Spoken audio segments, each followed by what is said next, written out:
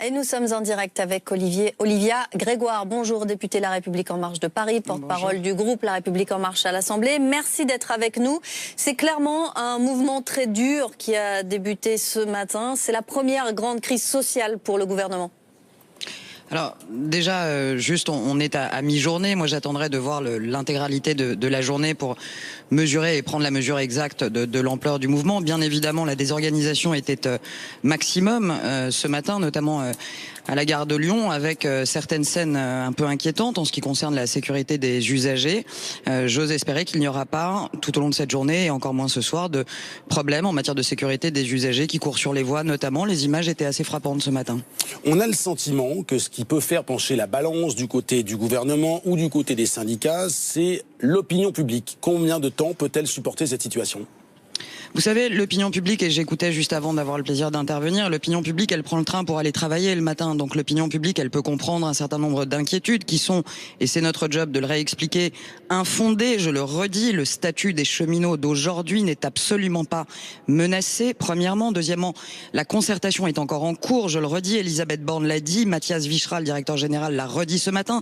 Il reste une vingtaine de réunions de concertation. Nous sommes loin d'avoir terminé la concertation.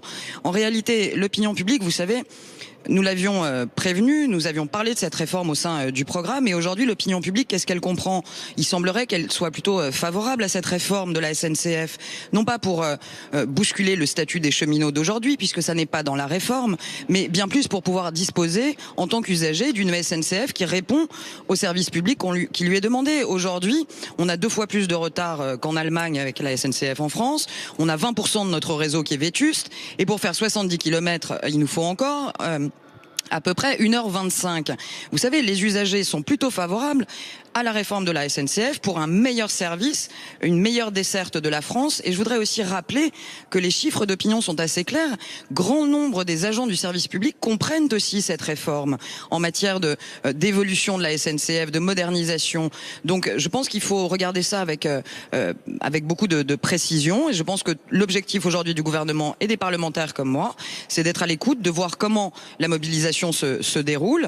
La concertation est encore une fois encore en cours. L'objectif, c'est pas moins de SNCF, c'est mieux de SNCF, et nous n'aurons de cesse de le répéter. Il en va de l'avenir de la SNCF, il en va d'une réforme structurelle pour améliorer la desserte de la SNCF dans notre pays et satisfaire les usagers. Merci Olivia Grégoire d'avoir réagi en direct sur BFM TV.